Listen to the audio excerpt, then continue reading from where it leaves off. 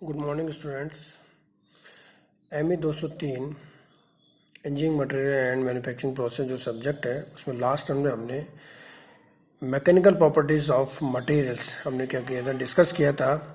आज हम और अनदर जो उसकी प्रॉपर्टीज़ हैं, that is the thermal properties, chemical properties, general properties, physical properties, इनके बारे में क्या करेंगे, डिस्कस करेंगे। तो सबसे पहले हम थर्मल प्रॉपर्टीज़ के बारे में बात करें तो thermal properties of the material की जब हम बात करते हैं तो हम क्या करते हैं, किसी मटेरियल की थर्मल प्रॉपर्टीज़ ऑफ मटेरियल की बात करते हैं तो हम सबसे पहले क्या करते हैं, थर्मल कंडक्टिविटी के बारे में बात करते हैं। तो हमको पता होना चाहिए कि थर्मल कंडक्टिविटी क्या होती है। थर्मल कंडक्टिविटी क्या होती है? The ability of a material to transmit the heat is known as a thermal conductivity. तो किसी भी मटेरियल की जो हीट ट्रांसफ़र करने की जो प्रॉपर्टी है, जिसकी वजह से हीट ट्रांसफ़र होती है मटेरियल के अंदर, वो क्या कहलाती है, थर्मल कंडक्टिविटी कहलाएगी। तो जितनी ज़्यादा थर्मल कंडक्टिविटी होगी उसकी थर्मल प्रॉपर्टी उतनी ही ज़्यादा होगी। तो the ability of a material to transmit the heat is known as the thermal conductivity. Another point, तो most materials are good conductor of the heat. जितने भी मटेरियल्स होते हैं, ज़्यादातर मटेरियल्स होते हैं वो गुड कंडक्टर होते हैं हीट के, क्योंकि उनकी कंडक्टिविटी क्या होती है, ज़्यादा होती है, थर्मल कंडक्टिविटी ज़्यादा होती है। Poor heat conductors are called thermal insulator. जो हीट के क्या होते हैं, बैड कंडक्टर्स जो होते हैं, हीट बैड कंडक्टर्स होते हैं, पुअर हीट कंडक्टर्स होते हैं, उसको अपन क्या होते हैं, थर्मल इंसुलेटर भी बोलते हैं। जैसे लकड़ी है, सैरामिक्स हैं, ये क्या होते हैं, पुअर इंसुलेटर होते हैं।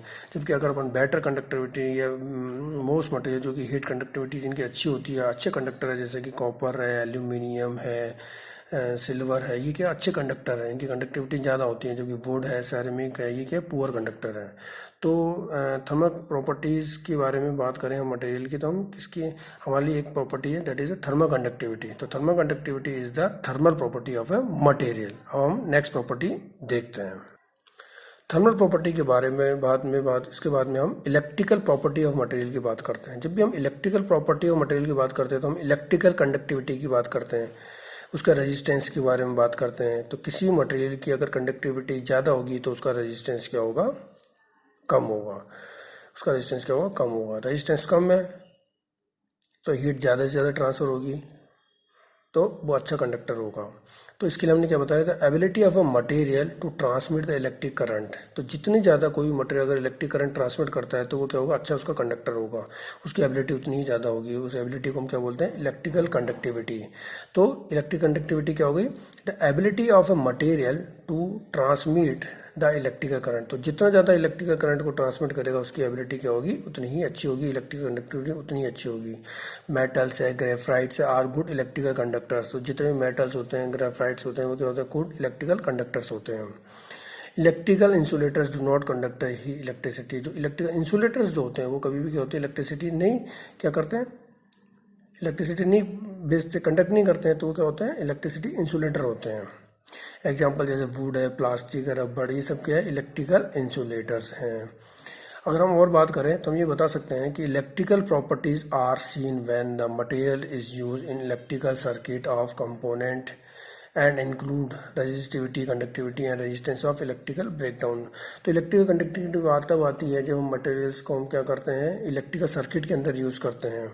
तो हम वहाँ देखते हैं कि कौन सा जो है मेटल्स है वो इलेक्ट्रिकल क्या कहते हैं, उसकी कंडक्टिविटी कैसी है, वो गुड कंडक्टर है या नहीं है। ठीक है, तो जब भी इलेक्ट्रिकल सर्किट की बात होती है तब हमको क्या होता है, तब पता चलता है कि कितना उसका इलेक्ट्रिक कंडक्टिविटी कितनी बेटर है, ये वो इलेक्ट्रिकल कंडक्टर है या इलेक्ट्रिकल इंसुलेटर है। तो ये इलेक्ट्रिकल सर्किट के अंदर हमको क्या होता है, पता चलता है। तो इलेक्ट्रिकल कंडक्टिविटी क्या है, वही एक इलेक्ट्रिकल प्रॉपर्टीज हो गई ऑफ अ मटेरियल की। अब हम नेक्स्ट प्रॉपर्टी के बारे में बात करते हैं। Next property is the chemical properties of a material. Chemical property of material, तो किसी भी मटेरियल की अगर केमिकल प्रॉपर्टी के बारे में बात करें तो हम लेते हैं इसकी करोजन रेजिस्टेंस। उसका करोजन रेजिस्टेंस की प्रॉपर्टी के बारे में बात करते हैं। तो करोजन रेजिस्टेंस क्या होता है, the ability to withstand the environment attack and decay.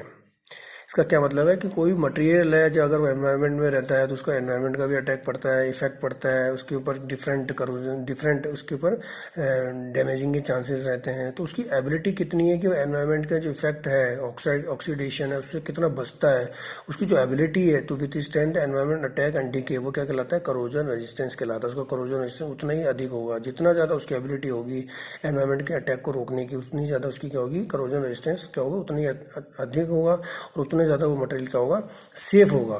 तो इसमें और हमने बताया था a range of coating and surface finishes are use to resist the corrosion and to enhance the material appearance and durability. तो किसी भी मटेरियल के ऊपर अगर एनवायरनमेंट का इफेक्ट पड़े तो हमको उससे सेव करने के लिए हम क्या कर देते हैं, उसके ऊपर कोटिंग कर देते हैं, उसके ऊपर सरफेस फिनिशिंग कर देते हैं।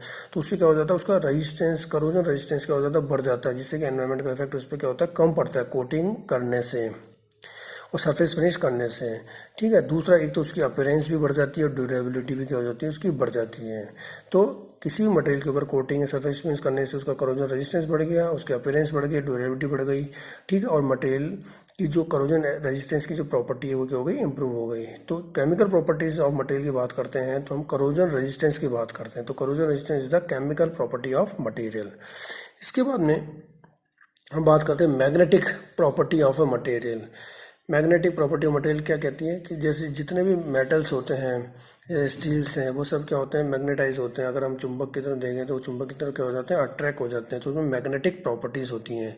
Ferrous metals are to be attract by a magnet. जैसे फेरस मेटल की बात करें तो वो क्या होता था, मैग्नेट की तरफ क्या हो जाता है, अट्रैक्ट हो जाता है। तो उसके अंदर क्या हो गई, मैग्नेटिक प्रॉपर्टी भी होती है। तो मैग्नेटिक प्रॉपर्टी का मतलब ये हो गया कि जितने भी मेटल्स हैं, जैसे कि फेरस वगैरह हैं, फेरस मटेरियल्स हैं, उनमें लोह तत्व होता है और लोह तत्व की वजह से वो मैग्नेटिक प्रॉपर्टी होती है, जिससे कि वो लोग मैग्नेट की तरफ क्या होते हैं, अट्रैक्ट होते हैं। इसके बाद में optical property of a material. अब ऑप्टिकल प्रॉपर्टी ऑफ मटेरियल क्या कहते हैं, इसके आधार पर, ऑप्टिकल प्रॉपर्टी के आधार पर डिफरेंट मटेरियल बने हुए हैं। सबसे पहले हम बात करेंगे transparency property of a material. Transparency property of a material that allows the light to pass through them and do allow the object behind them to be seen clearly। तो transparency optical property की बात करते हैं तो optical property काफ़ी type की है। जैसे सबसे पहले है ट्रांसपेरेंसी। ट्रांसपेरेंसी का मतलब ये हो गया कि transparency of a material that allows the light to pass through them and do allow object behind them to be seen clearly. तो ट्रांसपेरेंसी का मतलब ये हो गया कि अगर मान लीजिए कोई मटेरियल है जो कि ट्रांसपेरेंस है, तो उसमें से हम जब लाइट पास करेंगे तो एक तो लाइट उसमें से पास हो जाएगी और उसके अपोजिट के अंदर बिहाइंड, उसके पीछे की तरफ जो भी ऑब्जेक्ट होगा वो हमको क्या होगा, पूरी तरह से विजिबल होगा। तो यही हमने बताया कि transparency property of a material that allows the light to pass through, light को जाने देगा them, and do allow the object behind them to be seen clearly, उसके पीछे जो भी ऑब्जेक्ट होगा हमको क्या होगा, इजीली नजर आ जाएगा। तो अगर ऐसा मटेरियल है जो लाइट को भी पास होने दे रहा है और पीछे का जो ऑब्जेक्ट है वो भी दिखाई दे रहा है, तो ऐसी प्रॉपर्टी मटेरियल की क्या कहलाएगी, ट्रांसपेरेंसी प्रॉपर्टी।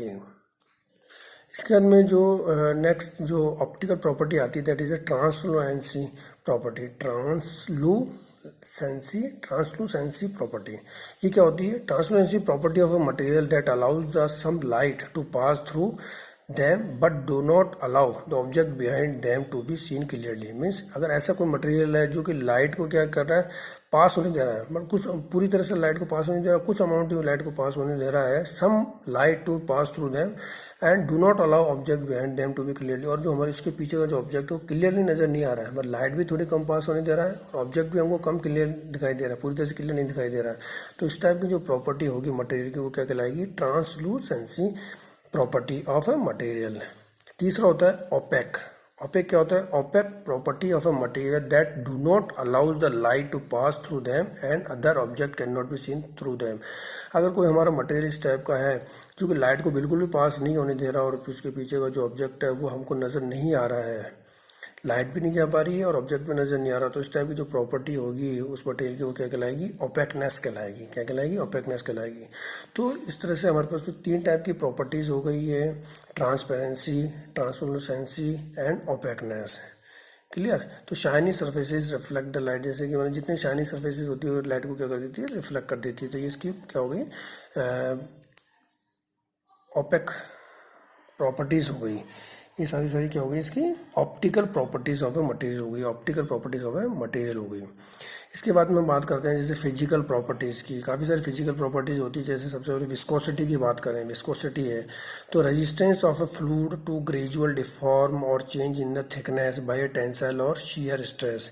अगर किसी मेटल के ऊपर अपन क्या करते हैं, फोर्स लगा रहे हैं, टेंसाइल स्ट्रेस लगा रहे हैं, शियर लगा रहे हैं, तो उसका कितना रेजिस्टेंस है of resistance of a fluid to gradual deform और चेंज इन थिकनेस। तो अगर वो मान लीजिए कि वो लिक्विड फ्लूइड फॉर्म में है मेटेरियल, तो उसका कितना रेजिस्टेंस है कि अगर उसके ऊपर हमने टेंसाइल स्ट्रेस लगाएं तो फ्लो नहीं हो, डिफॉर्म होने के लिए वो क्या करें, ज़्यादा से ज़्यादा अगर रेजिस्टेंस लगाया है, ठीक है, मटेरियल कैसा है फ्लूइड फॉर्म में है, और उसके ऊपर हम क्या लगा रहे हैं, टेंसाइल और शियर स्ट्रेस लगा रहे हैं। अगर मान लीजिए उसका रेजिस्टेंस ज़्यादा है तो वो क्या होगा, फ्लो नहीं होगा, तो उसकी क्या होगी, विस्कोसिटी क्या होगी, ज़्यादा होगी। तो जितना ज़्यादा रेजिस्टेंस होगा उस फ्लूइड के फ्लो होने में, तो उसकी ज़्यादा विस्कोसिटी क्या होगी, उतनी ही ज़्यादा होगी। जैसे मान लो हनी है तो ज़्यादा विस्कस देना वाटर की तुलना में हनी क्या है, गाढ़ा रहता है, तो उसकी विस्कोसिटी क्या होती है, ज़्यादा होती है।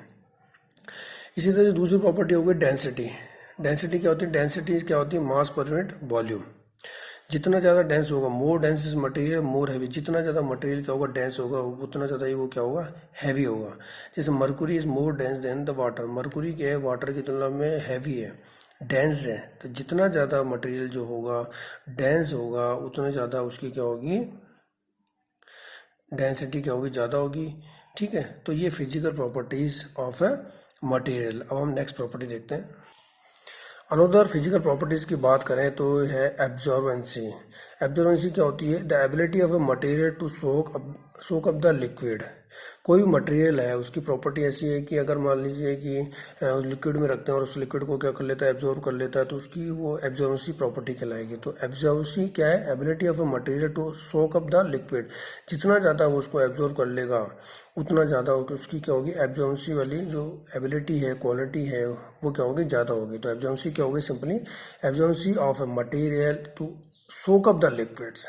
ठीक है, more porous is material less dense it is. जितना ज़्यादा मटेरियल क्या होगा, पोरस होगा, उतना ज़्यादा वो क्या होगी, उसकी डेंसिटी क्या होगी, कम होगी, उतना ज़्यादा वो क्या कर लेगा, एब्जॉर्ब कर लेगा। जैसे स्पंज वगैरह होता है, लकड़ी होती है, वो क्या कर लेती है, एब्जॉर्ब कर लेती है। तो ये क्या कहलाती है, एब्जॉर्बेंसी प्रॉपर्टी कहलाती है। अनदर अगर हम फिजिकल प्रॉपर्टीज़ की बात करें, that is a waterproof. Waterproof क्या होता है, resistance to penetrate by water, wetting और लिक्विड्स। मान लीजिए अगर किसी मटेरियल पे अपन मान लीजिए वाटर डाल देते हैं या लिक्विड डाल देते हैं, तो उसका कितना रेजिस्टेंस पावर है कि उसको जाने नहीं दे रहा है। तो इसका मतलब जितना ज़्यादा रेजिस्टेंस पावर होगा उसकी क्या होगी, वाटर प्रूफ जो क्वालिटी होगी उतनी ही क्या होगी, ज़्यादा होगी।